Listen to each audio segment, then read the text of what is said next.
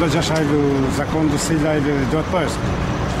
Анан качанкыга чейин эле ушунчой эле бирин-бирини басып, бирин-бири тиги жашырып жүрө беребиз. Тартип деген коомдо болуш керек. Коррупцияны жоебуз деп атабыз.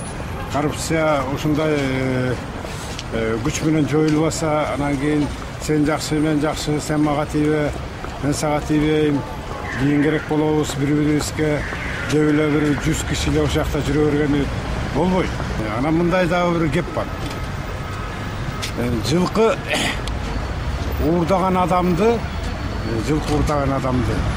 сен ошо жылкыны уурдадың деп даргага аспайт.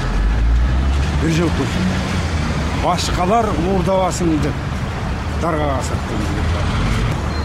Гайканы катуураак бурап турбаса, акчабыз бар деп тияка бияка акчаны чачып коюп кайра жеп ичкенге жол ачылат.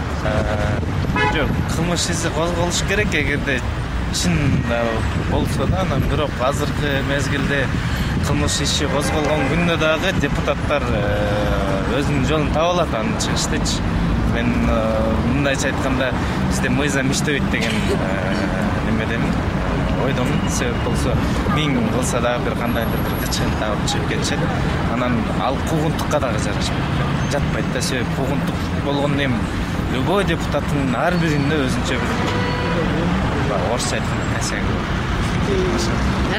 Мен билген информация боюнча, бул средства массовый информациядан көргөн информация боюнча, бул некий бир политический оюн болсо керек деп атам да.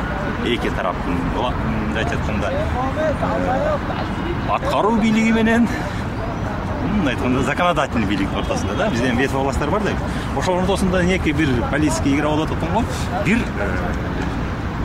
как бы келишпектиктен же кыргызчылыктанбы ушул ошондой деген мен майында түшүнөм да.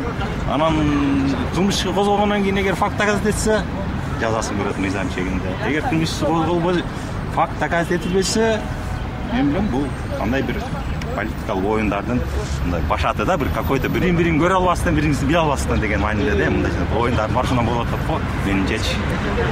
Бул азыр саясатка түшүнүп дагы болбойт. Мен ар кандай миш-миштер уламдар кетпеде.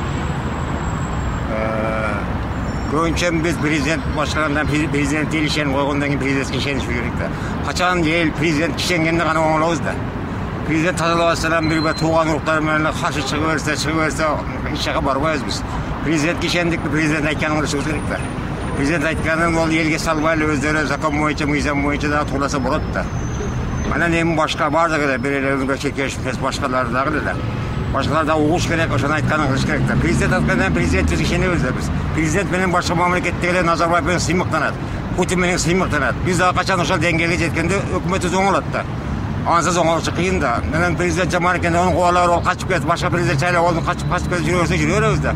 Бир президент эл качан куугунда колдоп, ошонун сүрөттөрүн көтөрүп жүрдүк го орустарды. Лениндин, Брежневдин, Горбачевдин сүрөттөрүн көтөрүп. Качан ошол биздин чоңдордун сүрөттөрүн көтөрүп, эл колдоп, болду сен айтпадың, иштесин, кеп койгула, жайына койгула дегенден оңолот да. Болсо жөндөн жөн эле бул кете берсе, башка компания топтоп, коом топтоп, ошого эл кыйналып берет. Ал жаңы президент болсо, ол президент дагы өзүнүн небесин топтойт дагы. Командасын. Командага элине өмүр өтүп атат да. Турмуш талаада жүрүштө оңдош керек мамлекет, ол оңдош керек да. Аны эми изилдеген кишилер билет деп биз кайдан биз толук билгенин айта албайбыз. Куугунтукка эми бул атамекен фракциясы жеринде жакшы иштеген кишилер болчу.